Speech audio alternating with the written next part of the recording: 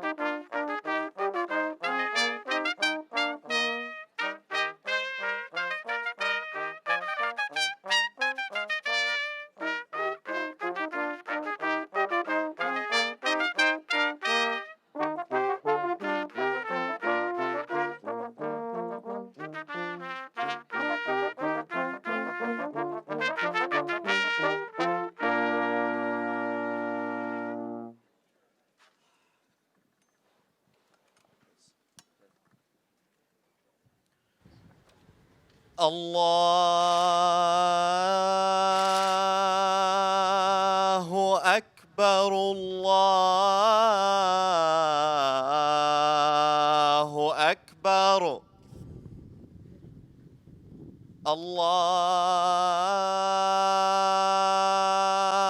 الله أكبر الله أكبر أشهد أن لا إله إلا الله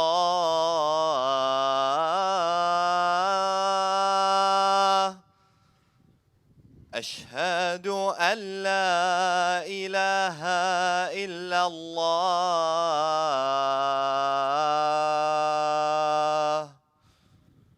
أشهد أن محمدًا رسول الله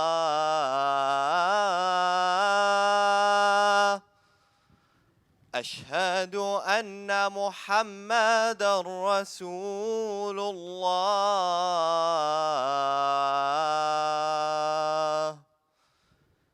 حي على الصلاة حي على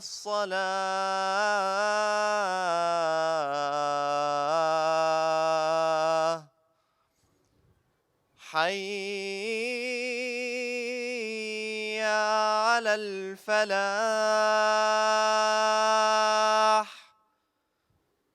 حي على الفلاح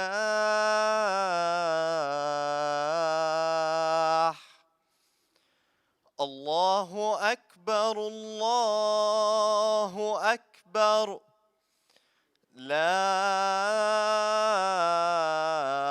إله إلا الله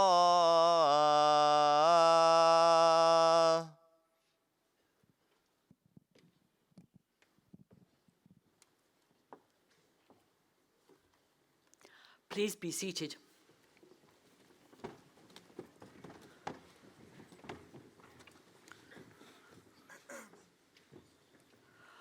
Welcome.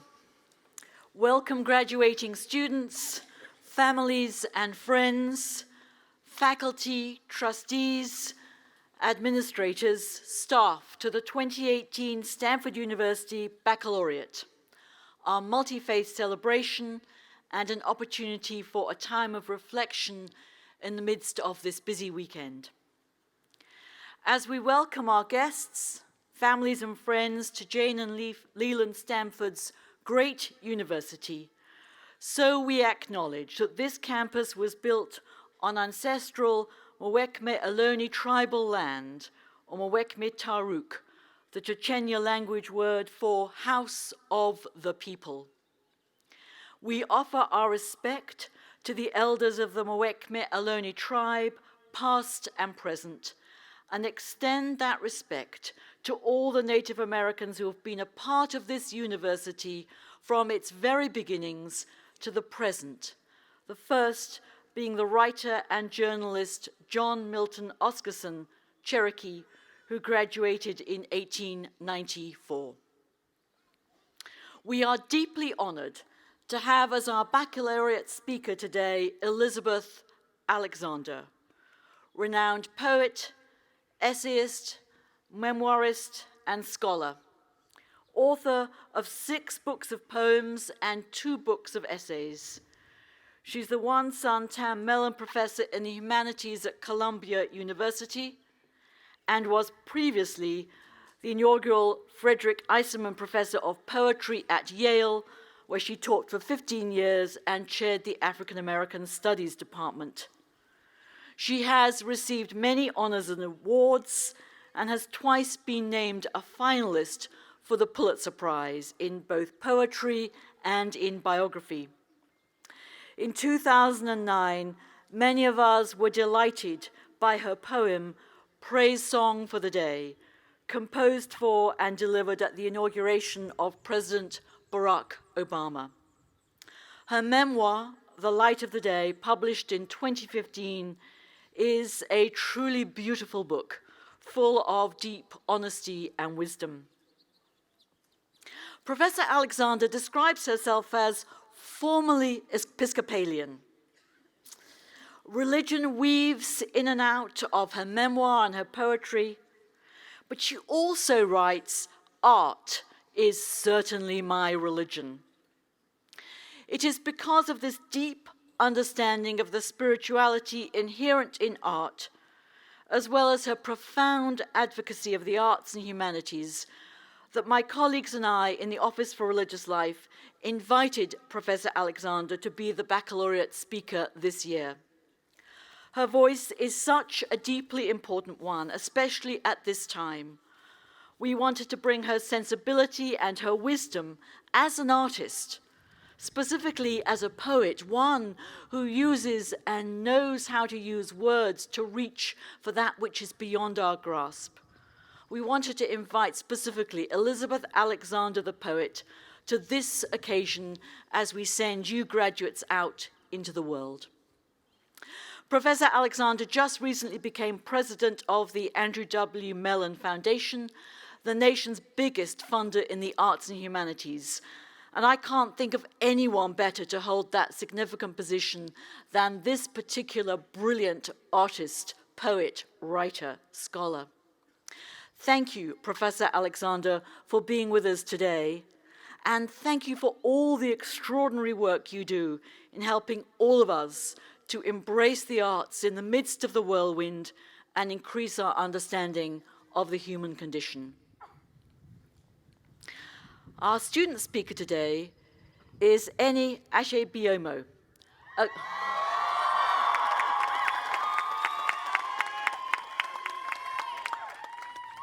He's a computer science major who has done many things at Stanford. He's been a resident assistant in one of the dorms, a member of Frosh Council, the undergraduate senate, the robotics club, and the Stanford marching band. However, amazingly, he's recently realized that just maybe being in the band can't teach him everything he wants to know about music. On the day that he came to audition for his speech today, he was very smartly dressed in bow tie and suit, as he is today, ready to go to the San Francisco Symphony. After graduation, Eni will be working at SpaceX as an integration and test engineer for Falcon 9. Congratulations to each of you who will graduate tomorrow, and congratulations and our warmest thanks to all of you who are the family members and friends who have supported your students throughout their time here at Stanford. In the midst of our celebration, we also remember those who are not with us this weekend. Some of you will have family members and friends who couldn't be present. Most especially, we remember 3 graduate students who died during this past academic year: Taiko Chan, Qifan Huang, and Andrew Marshall. The flowers here are in their memory, and today we remember their unique contributions to this university in their much too short but full lives. Please join me in a moment of prayerful silence now, so that we can reflect on their time with us and all take a moment to remember those whom we love but no longer see. Thank you.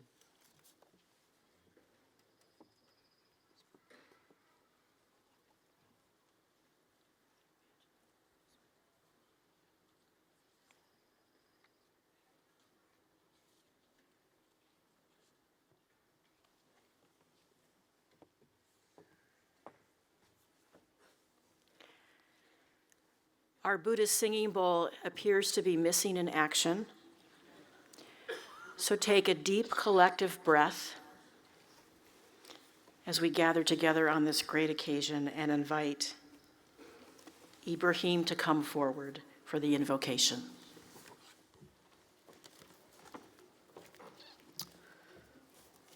Please join me now in the invocation, a prayer of the Ojibwe nation. We know that in all creation, only the human family has strayed from the sacred way. We know that we are the ones who are divided, and we are the ones who must come back together to walk in the sacred way. Sacred One, teach us love, compassion, and honor, that we may heal the earth and heal each other.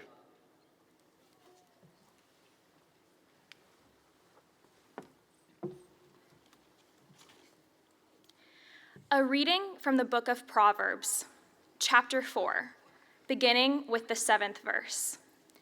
The beginning of wisdom is this: get wisdom. And whatever else you get insight. Prize her highly, and she will exalt you. She will honor you if you embrace her. She will place on your head a fair garland. She will bestow on you a beautiful crown.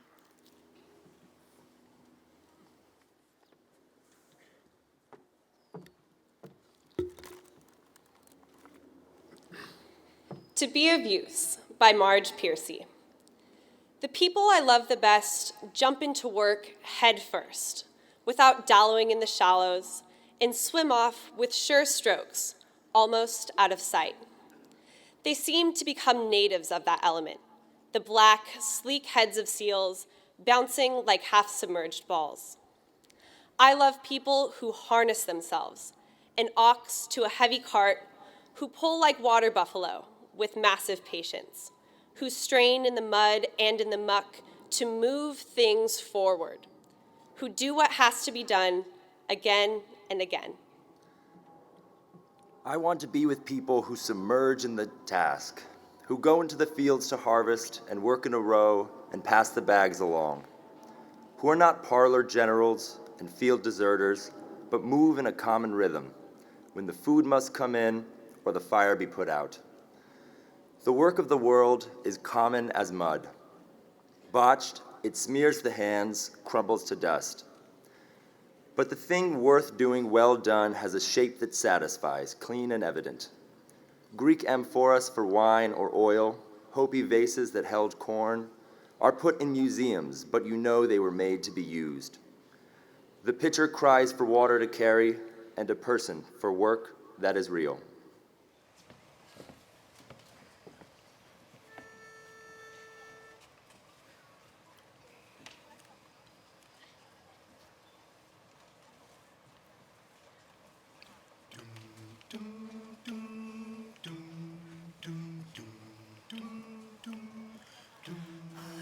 Sitting here wanting memories to teach me to see the beauty in the world through my own eyes. I am sitting here wanting memories to teach me to see the beauty in the world through my own eyes. You used to rock me in the cradle of your arms. You said you'd hold me till the pains of life were gone. You said you'd comfort me in times like these, and now I need you. Now I need you.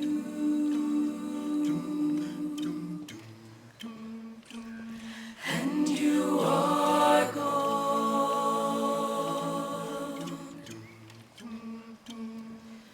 I am sitting here wanting memories to teach me to see the beauty in the world through my own eyes.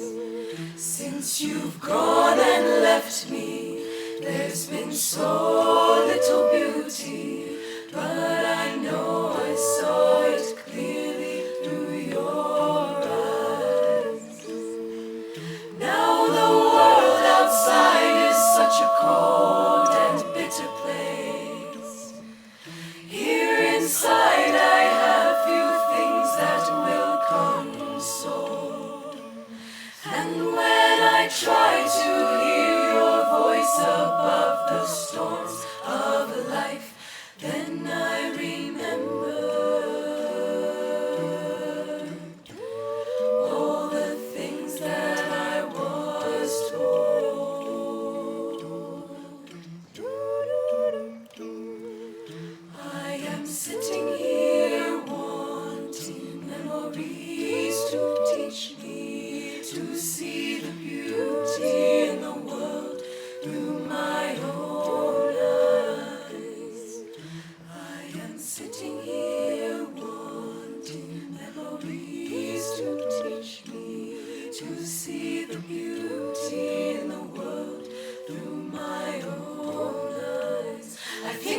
the things that made me feel so wonderful when I was young.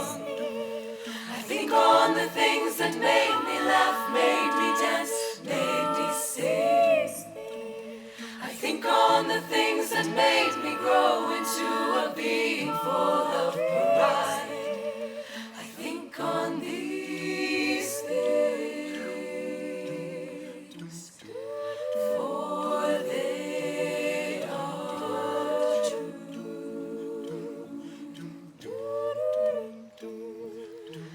I am sitting here wanting memories to teach me to see the beauty in the world through my own eyes. I thought that you were gone, but now I know you're with me. You are the voice that whispers all I need to hear. I know a please, a thank you, and a smile will take me far. I know that I am you and you are me and we are one. I know that who I am is numbered in each grain of sand. I know that I've been blessed again and over again.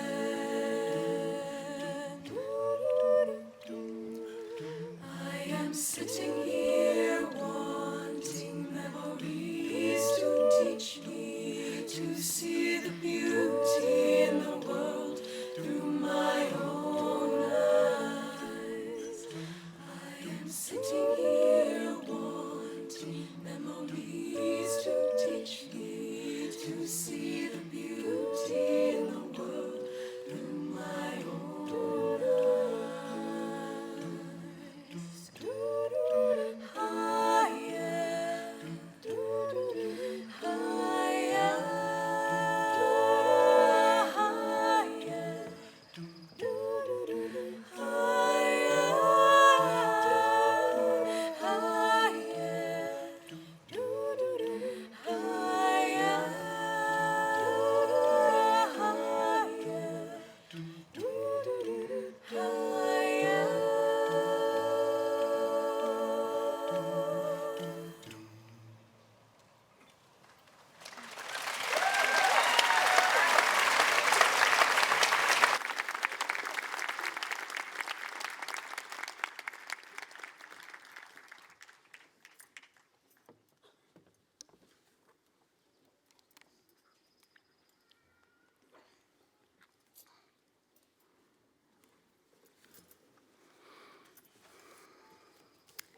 Hello, everybody.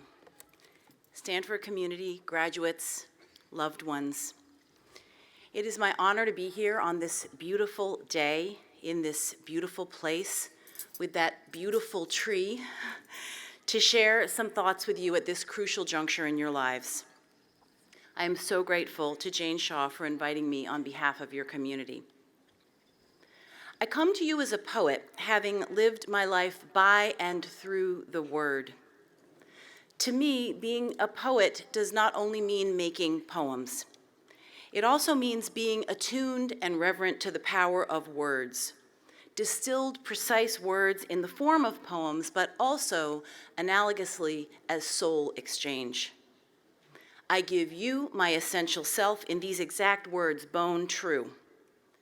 Being a poet also means believing that the collective is sometimes represented by the griot or the bard.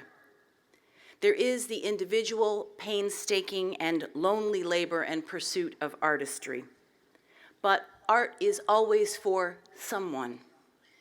Art speaks out of communities in that we all come from communities and provides words or images or sounds that will be of use to invoke that fantastic Marge Piercy poem that's one of my favorites. Poems guide, enlighten, disturb, surprise, spur, soothe, enrich, ravish, and bedevil us. When I am far from art, I am not a whole person. A part of me is shut down, not fully alive, black and white rather than living color, monotonal rather than polyrhythmic. Many things are true at once in art as in life. Contradictions coexist in art, even as form is resolved and made felicitous. So when we are in the presence of art, we are multidimensional and enlarged. The world is spinning and turning, and I continue to believe that precision with the word is spirit work that will help us through the whirlwind. That is the news I come bearing. And this meditation is in 4 parts. 1, the whirlwind. The title, In the Noise and Whip of the Whirlwind, comes from my guiding light poet, Gwendolyn Brooks, bard of the South Side of Chicago, American genius of the 20th century. It is from her poem, The Second Sermon on the Warpland, published in 1968, another time when the country was riven by internal conflicts and questions which foreground how we might respond to or engage in what Brooks called the whirlwind. Here is a little bit of the poem. This is the urgency. Live and have your blooming in the noise of the whirlwind. All about are the cold places. All about are the pushmen and jeopardy, theft. All about are the stormers and scramblers, but what must our season be which starts from fear? Live and go out. Define and medicate the whirlwind. It is lonesome, yes, for we are the last of the loud. Nevertheless, live. Conduct your blooming in the noise and whip of the whirlwind. The world you graduate into and are already in is filled with beauty and possibility, but also with violence, condoned hatred, and injustice. Who is going to win this battle? I choose and believe in light and love. I know you do too, but it is not enough just to hope for it. It is not enough to wish for justice. It is not enough to hope that people will do right. If we value it, we must stand for it and fight for it.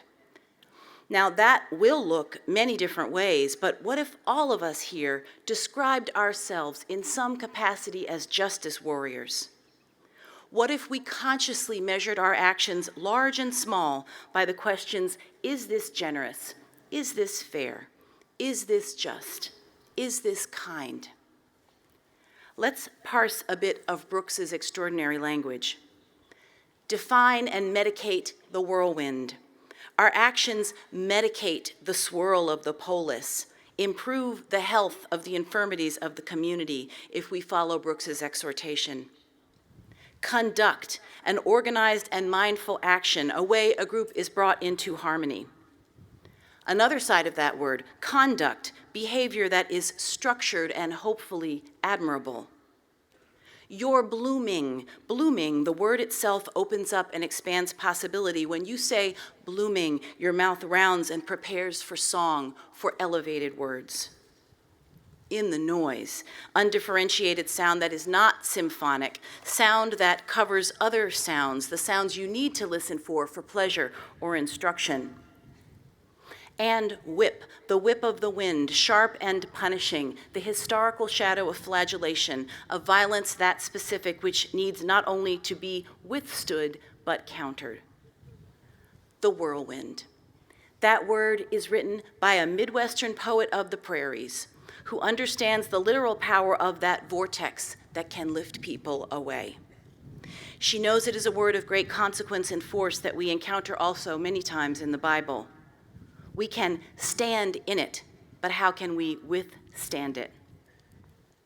As Brooks says elsewhere, you cannot straddle the whirlwind. We are in it, you are in it. How will you stand and withstand when you face injustice? The poem asks, and I ask you. 2, wedding picture. The chuppah, which many of you know is the canopy carried in a Jewish wedding, symbolizes shelter for the newlyweds, but also the open door of the home they are about to create. It is sometimes even open to the sky to symbolize the stars that will be the many children, the many, many children we hope the couple will welcome to the world, and the nearness of God sanctifying the union.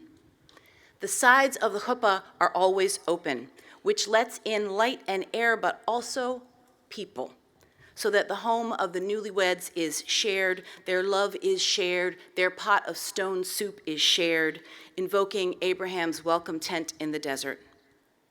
Let your house be wide open and open on all sides to welcome wayfarers. This little story comes from an Eritrean Orthodox Christian, an American Orthodox Jewish wedding I went to last weekend in New York City. The Eritreans came from all over the globe where war and conflict scattered them in this past 2 generations. Scotland, France, England, Italy, Switzerland, Kenya, and from all over the United States, Dallas, Virginia, Seattle, San Jose, Oakland. The women came in their traditional white dresses and shawls called netzela. The men were elegant and grave in their dark Western suits. One of my sons bore the chuppah, the wine glass was smashed, the Jewish family linked arms and danced in a circle, swirling faster and faster. The Eritreans danced in a circle, a dance called gwaila. The Jewish men hoisted my niece high on a chair. The Eritreans ululated in the temple. It was a complex, beautiful day. Centuries of tradition and ritual came together. Some things were left behind. Not everyone was fully happy with how it was done, though everyone rejoiced for the couple's evident love. This wedding happened because war scattered African families as the Holocaust had scattered Jewish families a few generations before, and they all made themselves anew in their new space. My side is the Eritrean side, though I am not Eritrean, as my late husband was, and this was the niece who became my daughter when she came to America at 15 to live with us because renewing war made it impossible for her to stay where she was. And her mother said to me, "She is your daughter now," while I was pregnant with what I thought was my first child. So life goes on, and families expand, and the blessings and responsibility of other human beings come our way. Critical thinking develops when you step outside your comfort zone, outside of the known. Critical thinking develops when you eat a different bread from the one you grew up with. Challah, chapati, hot water cornbread, pita, injera, baguette. How wonderful to eat a different bread, a differently spiced meal. How wonderful to sleep next to someone who might be dreaming in a language other than your own. Here is the wedding photo I want to describe to you, which is the encompassing emblem of that day for me. Picture, if you will, my 10-year-old great-nephew, Maxie, who is Scottish and Eritrean, lives in Aberdeen, Scotland, and traveled to see Auntie get married. In the photograph, he is dancing an Eritrean dance, wearing a kilt in the plaid of his father's clan, and atop his head is a tartan yarmulke made specially for the occasion, for him to wear into the temple. He has the sweetest shy smile you have ever seen. This is the beauty of diaspora, of cultural crossing, of human exchange, of not knowing what is around the corner, of making life anew and something new after disruption. I think he may literally be the only Scottish Eritrean boy with a tartan yarmulke in the entire world. But surely he is not the last. 3, my refugee. Allow me to continue to speak to you personally, for the poet's way is to make what from we know best, our lives, ourself, something that might be useful to others. The wedding picture is mine to offer because of the man I married. This people, this family, this culture, Eritrea, came into my life because there was a war and it created refugees, and one of them who ended up in the United States in New Haven, Connecticut, was my husband. Every day the conversation about who belongs in America gets uglier and more sordid. New invective seems to sprout overnight and poison the air with mischaracterization of human beings and a distorted and exclusionary idea of what America is. Immigrants and refugees, especially of the black and brown variety, have been painted as a perpetual burden, unwanted people who sneak in, take, and contribute nothing, abundant evidence to the contrary. A refugee is technically a person who has been forced to leave their country in order to escape war, persecution, or natural disaster. What do you picture when you hear the word refugee?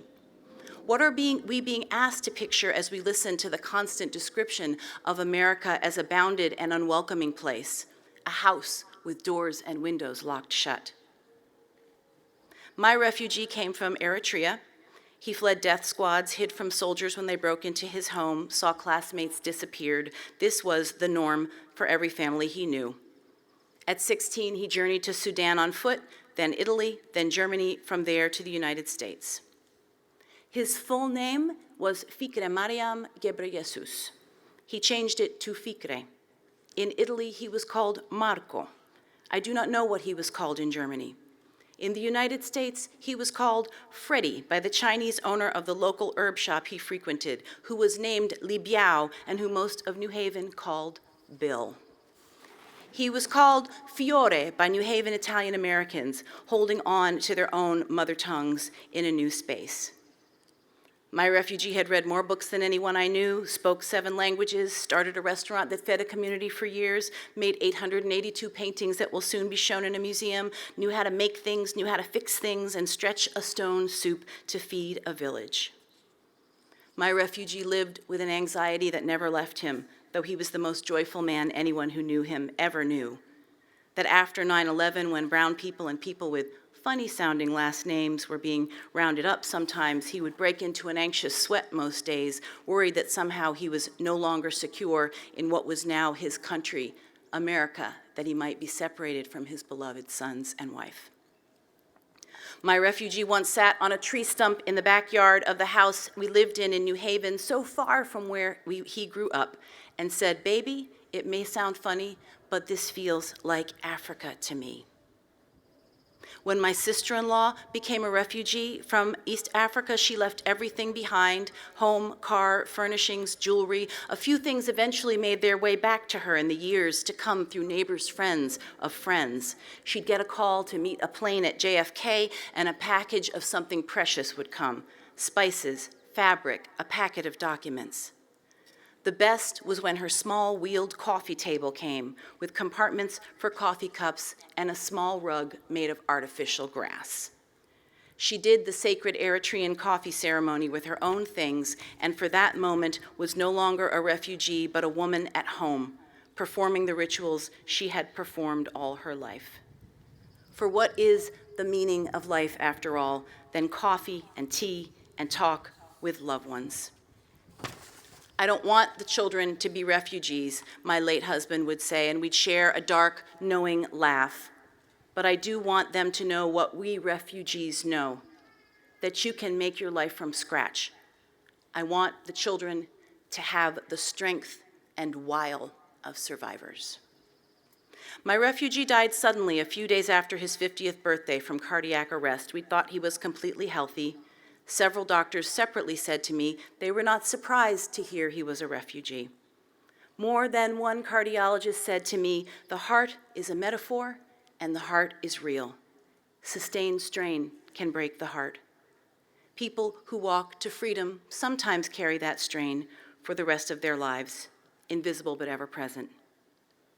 Yes, he was mine, and so now I sing his song, but he was also no different for so many other refugees who have had to leave their homes, nor am I any different at all from the millions of people who fell in love and made family and community in America with people they didn't grow up with. My refugee's presence in my life reminds me of the limits and dangers of nationalisms everywhere, that lives and families can be torn apart, and that in the words of W.H. Auden, we must love one another or die. And in the story of my refugee is the simple lesson that we are impoverished if we remain strangers to each other. Dehumanizing others can result in the near annihilation of people. My refugee left this earth too early, and so it is my job to tell his American story and offer it to you all to say, will you build homes with open sides that welcome wayfarers in your lives? For Frederick. As we conclude, I invite you on this day, you graduates, to think back on your favorite children's books. It's really fun. The ones that have stayed with you, because often in that profound literature, there are lessons that you can use when you're a grown-up. I still cry at Amos and Boris and its simple story of an unlikely friendship between a little mouse and a very large whale. Or also from William Steig, Brave Irene, the story of an intrepid girl who set out alone in a snowstorm to help her ailing mother, or Margaret Wise Brown's little fur family and the inner life of the small brown fur creature of indeterminate species who went off on his own into the life of the mind that he found in the wild, but always returned home to his safe family and the songs his parents sang him as he went to sleep. I think today of Frederick, the little mouse you may remember from the book of that name, who gathered stories while his mouse companions harvested corn for the winter. When winter came and it was cold and gray and the harvested food became scarce, it was Frederick who got the community through with invocation of the warmth and color of spring and summer that would shine the spirit light to move them through those days.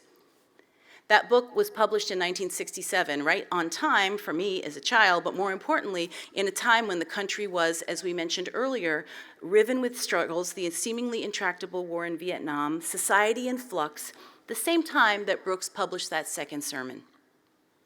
Looking back, I see that Frederick was asking, why do we need art? What is work? What is the role of the artist in community? What does she have to offer that is of no material value? I am gathering words, Frederick said, for the winter days are long and many and we'll run out of things to say. Frederick, why don't you work? The mice asked. I do work, Frederick said. I gather sun rays for the cold, dark winter days. And as he spoke of the sun, his people began to feel warmer. He was the poet of his community. The community needed what he brought, even if it might have seemed abstract and unpractical. What do each of you beautiful people bring to your communities? What are your unique gifts? How do you open the door and build communities with different strengths?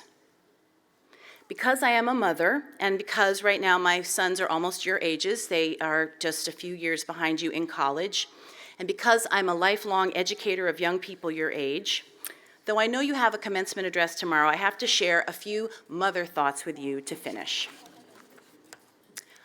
Mama says, always live multi-generationally.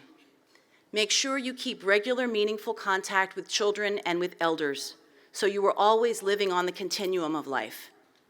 Our own particular spot on the timeline is only a spot, and all your living and decisions will be better informed if you're in the midst on people of either side of you. Always share what you have. Never hoard anything. As with your food, so with everything, which is to say, eat with openness and curiosity, and what you eat, share. Don't count your food.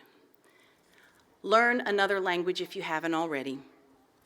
Walk significantly every day. Nothing else will set your mind straight and keep your health in place better. When you say goodbye to people, please look them in the eye and wait until they are out of your sight before you turn from them. Take care with your words, for it is with your words that you offer each other your souls. Please build houses with open doors and windows. Conduct your blooming in the noise and whip of the whirlwind. Lead with love. I cannot wait to see what you will do. Thank you.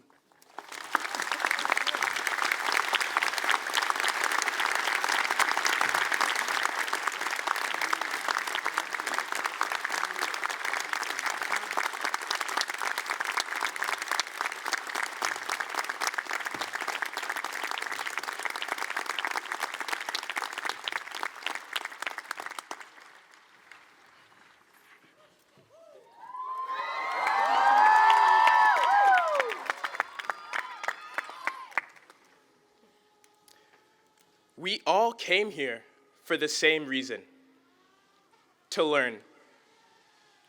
Regardless of our various involvements, whether academic, musical, athletic, and so much more, the one thing that connects us all is our inherent desire to become more than who we are by learning.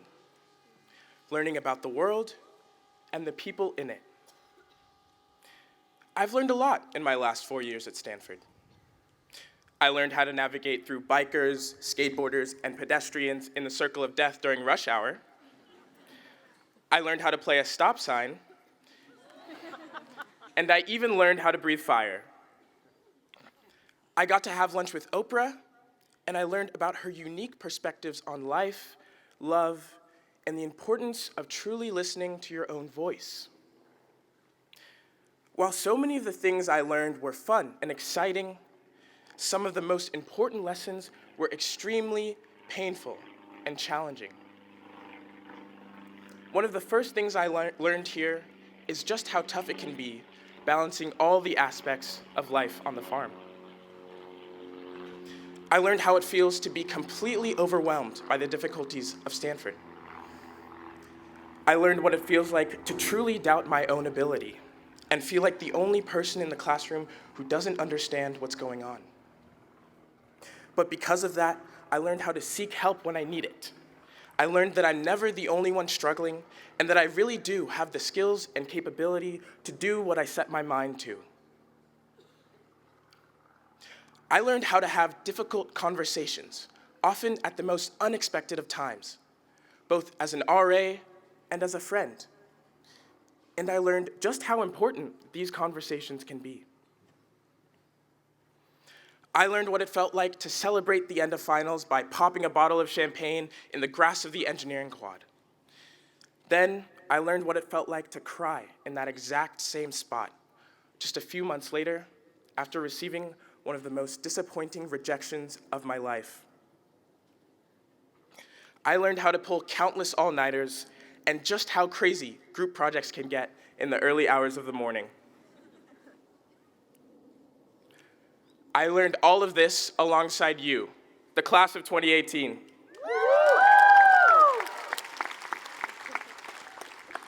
I learned how to recognize all the beauty, love, intelligence, and extraordinary strength that can be contained in a single individual. I learned how important it is to be there for a friend when it feels like everything is falling apart and no one can help put the pieces back together. I learned how indescribably special it can feel to have those who would do the same for you without question. I learned about my place in the world, about privilege, and how I can use mine to empower others. Damn, I learned a lot. Take a minute. Think about everyone who taught you anything at all in the last 4 years. Whether that was advanced coursework or what it feels like to be truly cared for.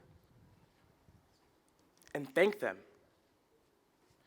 We all came here for the same reason, to learn. And learn we did. Because of those we have surrounded ourselves with, we've had the opportunity to learn, grow, and challenge ourselves in some of the most incredible and astounding ways. Thank you, class of 2018, for being some of the best teachers I could ever ask for.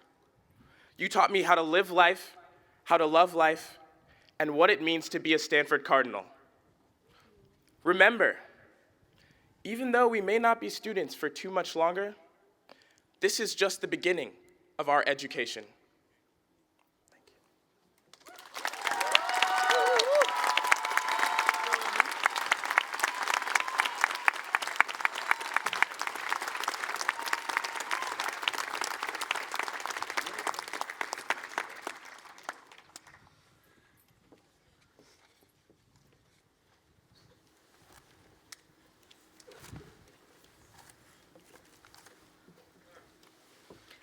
Class of 2018, as you make your way beyond this campus, may you take the love, support, guidance, and kindness you received here into a world that needs these qualities and much more.